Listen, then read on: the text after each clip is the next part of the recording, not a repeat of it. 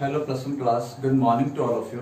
देखो बेटा, last lecture के अंदर आप लोगों ने क्या डिस्कशन कर लिया था। आप लोगों के क्वांटम नंबर का टॉपिक डिस्कशन किया था। पर आपके पास चार टाइप के क्वांटम नंबर थे। एक आपके पास कौन सा क्वांटम नंबर हुआ करते थे? प्रिंसिपल क्वांटम नंबर था। एक आपके पास एजीमुथल क्वांटम नंबर, जिसको अपन लोग एलसी डिनोट करते हैं। एक आपके पास कौन सा क्वांटम नंबर था बेटा? आपके पास मैग्नेटिक क्वांटम नंबर था। और एक आपके पास कौन सा क्वांटम नंबर था? आपका स्पिन क्वांटम नंबर, जिसको अपन लोग एमएस से डिनोट कर देते हैं या फिर किससे डिनोट करते थे? आप लोग एस से डिनोट करते हैं। बात समझ में आती है? इतनी सी कहानी आप लोगों को। तो देखो, इसके बाद आपके पास नेक्स्ट कॉन्सेप्ट आता है बेटा। आपके पास ये कुछ एक सबशेल बनी थी। जैसे आपके पास देखो एक शेल होती है, शेल के अंदर कौन था? आपका सबशेल था। सबशेल के अंदर कौन होता है? आपका ऑर्बिटल्स होते हैं। ऑर्बिटल्स के अंदर कौन प्रेजेंट होते हैं? आपके इलेक्ट्रॉन प्रेजेंट होते हैं। देखो आपके पास शेल थी, ये पहली शेल मान लेते हैं एटम। एटम को ये क्या है? आपका न्यूक्लियस है। ये पहली शेल है, ये दूसरी शेल है, ये तीसरी शेल है, ये कौन सी शेल है? आपकी चौथी। ये first n equal to one. n equal to one का मतलब कौन सी शेल है? पहली शेल है। ये दूसरी शेल है, ये तीसरी शेल, ये कौन सी? आपकी फोर्थ। पहली शेल के अंदर कितनी सबशेल आ रही थी? एक ही। हमेशा ध्यान रखना, जितना शेल का नंबर होगा ना उतने सबशेल मिलेंगे आपके पास। देखो पहली शेल के अंदर आ रही थी 1s, दूसरी शेल के अंदर कौन कौन से? 2s आ रही थी। और क्या आ रही थी आपके पास? 2p आ रही थी। तीसरी के अंदर होती है तीन सबशेल, एक 3s होती है, एक 3p होती है, कौन सी होती है आपके पास? 3d होती है। फोर्थ के अंदर होती है 4s होती है, 4p होती है, और कौन सी होती है आपके पास? 4d और 4f होती है। चार सबशेल। देखो चौथी के अंदर चार सबशेल अपने आप आ रही थी बेटा। जिस तरीके से आप लोगों ने वहां पे क्वांटम नंबर से निकाली थी कि जब आपकी n की वैल्यू 4 होती है तो l की वैल्यू, देखो एक चीज बता देता हूं उसके लिए। अगर आपकी n की वैल्यू 4 है तो n की वैल्यू 4 के लिए आपने l निकालना। l की वैल्यू किस पे डिपेंड करती है? आपकी n पे डिपेंड करती है। तो l की वैल्यू कहां से कहां लाई करती है? 0 से n माइनस 1 के। तो n को 4 पुट करो, जैसे यहाँ पे 4 पुट करो, 4 माइनस 1 3 आएगा। तो l की वैल्यू कहां से कहां लाई करिए? 0 से 3 तक। तो यहाँ पे 0 1 2 और क्या है बेटा? 3।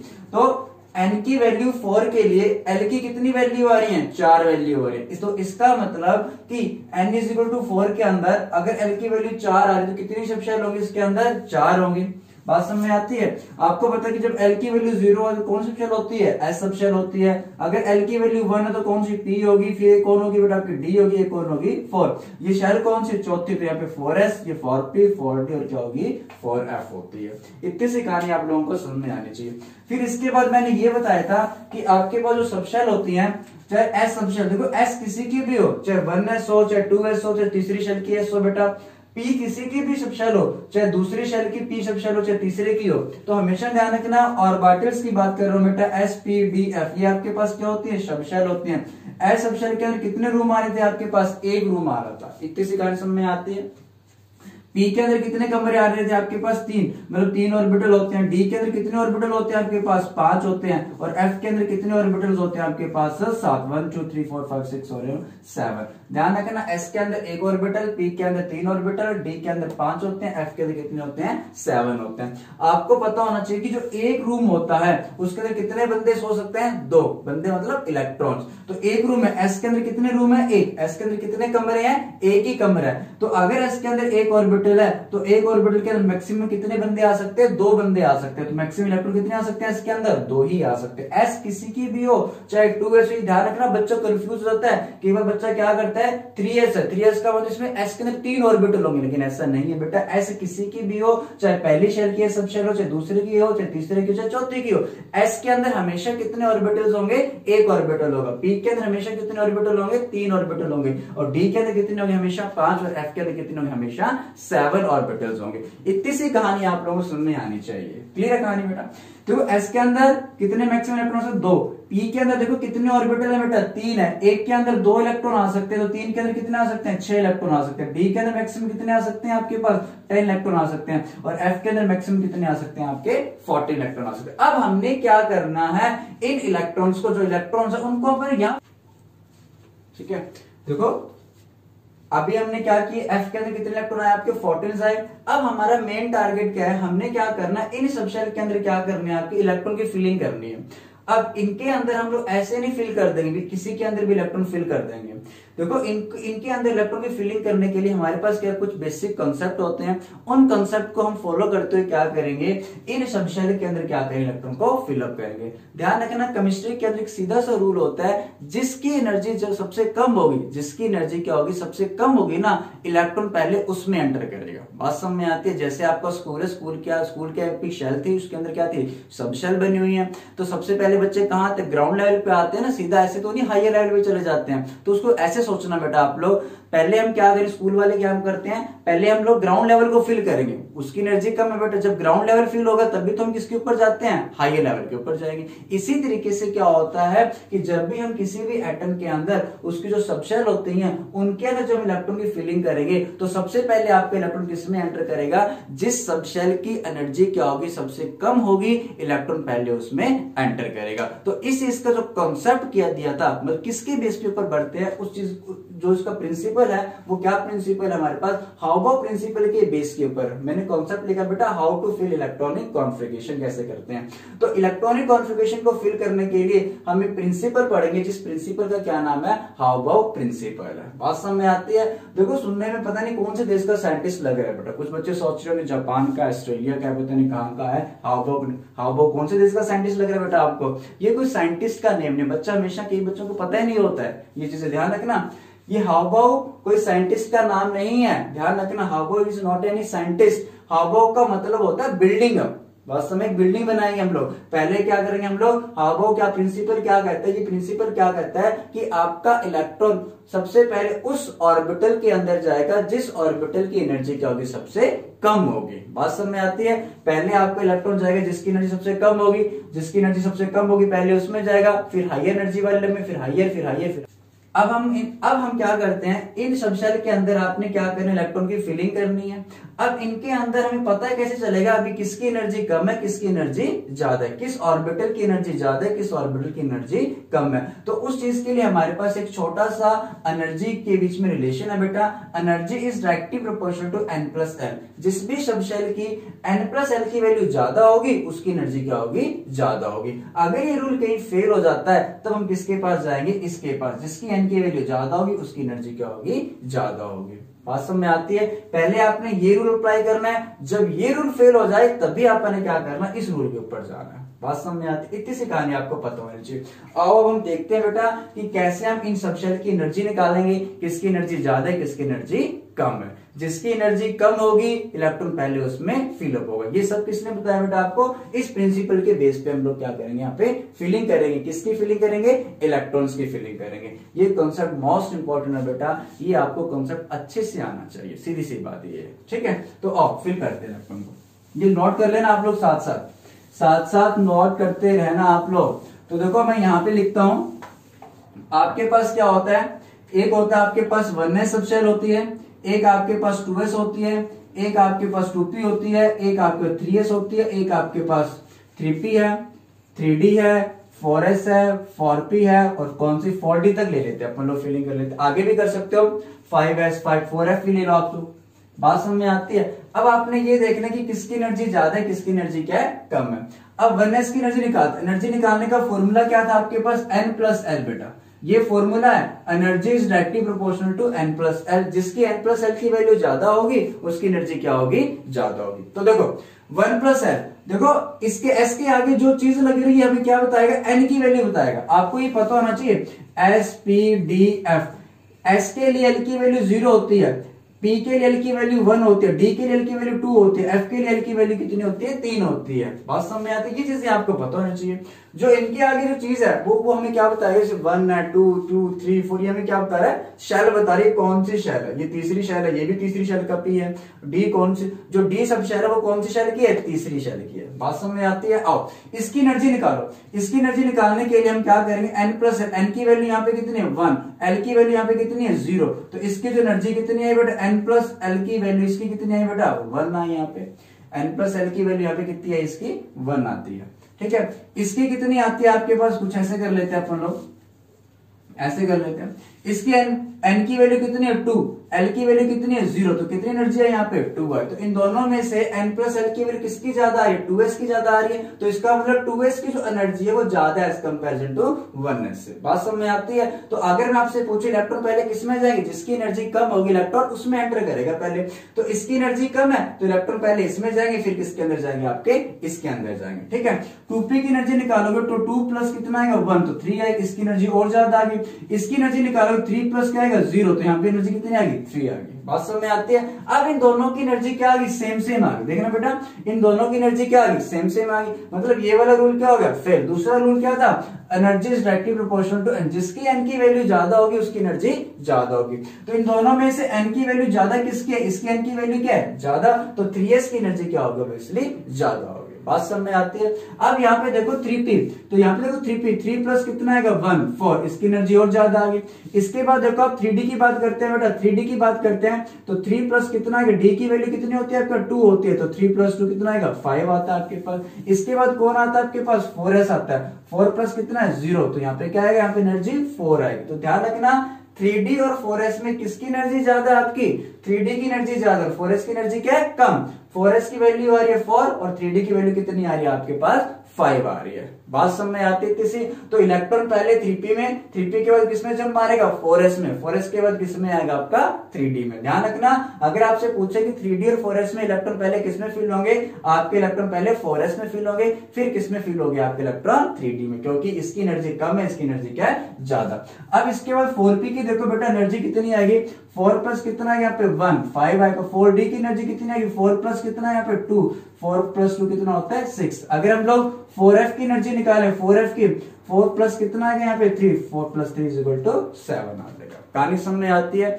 इतनी सी चीजें आप लोगों को पता होनी चाहिए। इसके आगे भी बना सकते हो 4f, 5s, 5p, आप खुद बनाना आप लोग। 5s की एनर्जी निकालना आप लोग खुद निकालना, 5s की एनर्जी बताना, 5p की एनर्जी बताना, 5d की एनर्जी निकालना और 5f। अगर मैं इनको ऑर्डर में अरेंज करता हूं जितना मैंने लगाया, तो सबसे कम एनर्जी किसकी है 1s की एनर्जी सबसे कम, उससे ज्यादा किसकी है 2s की, उससे ज्यादा किसकी है 2p की, उससे ज्यादा किसकी है 3s की, उससे ज्यादा किसकी आएगी 3p, उसके बाद किसकी आएगी 3p के बाद 4s आएगा। ध्यान रखना 4s की एनर्जी कम है 3d से, उसके बाद कौन आएगा आपका 3d, उसके बाद कौन आएगा आपका 4p, उसके बाद कौन आएगा आपका 4d आ जाएगा। इस तरीके से मैंने क्या कर दिया, इनको एक इंक्रीजिंग ऑर्डर ऑफ एनर्जी में लगा दिया। सबसे पहले आपका इलेक्ट्रॉन इसमें फिल होगा, फिर इसमें, फिर इसमें, फिर इसमें, फिर इसमें, फिर इसमें, फिर इसमें, फिर इसमें, फिर इसमें। ये किसके बेस में फिल करते हैं, हाउ-बाउ प्रिंसिपल के बेस पे हम क्या करते हैं इलेक्ट्रॉन की फिलिंग करेंगे यहाँ पे, कि इलेक्ट्रॉन पहले किसमें जाएगा और बाद में किसमें।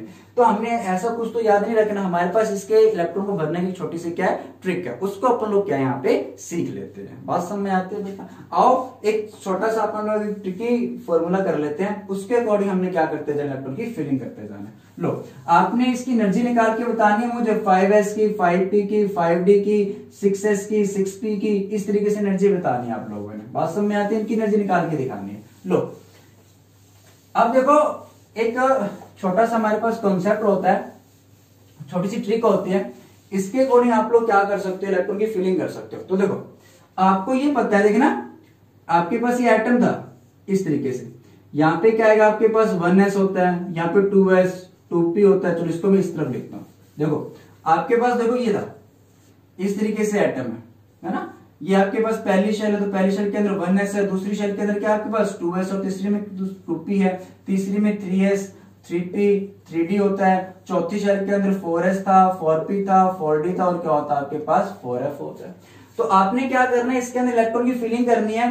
अब किसकी एनर्जी कम किसकी एनर्जी ज्यादा हमें कौन बता रहा है, हाउ-बाउ प्रिंसिपल बता रहे हैं। जैसे 1s की एनर्जी सबसे कम, तो पहले इलेक्ट्रॉन इसमें जा रहे हैं, फिर इसमें, फिर इसमें, फिर इसमें, फिर इसमें जा रहे हैं बेटा। तो देखो इसको आप लोगों ने एक स्मॉल सी चीज बना के 2-3 बार इसको बनाओगे, 2-3 बार लिखोगे इलेक्ट्रॉनिक कॉन्फिगरेशन, तो आपको मेमोराइज हो जानी है। तो देखो यहाँ पे ऐसे लिखना आप लोग, यहाँ पे लिखना पहली शेल है मतलब 1s, दूसरी शेल है तो यहाँ पे क्या आएगा 2s और यहाँ पे क्या आएगा आपका 2p आ जाएगा, तीसरी के अंदर क्या है 3s आएगा, 3p आ जाएगा, 3d आ जाएगा आपके पास। पहली शेल के अंदर एक ही सब शेल है, दूसरी शेल के अंदर 2s और 2p है, तीसरी शेल 3s 3p और 3d आ जाएगा, चौथी के अंदर 4s 4p 4d और कौन आएगा आपके पास 4f आएगा। पांचवी के अंदर देखो 5s आएगा, 5p 5d और 5f 5g हो जाएगा। देखो जितना शेल का नंबर है उतनी सब शेल होती हैं।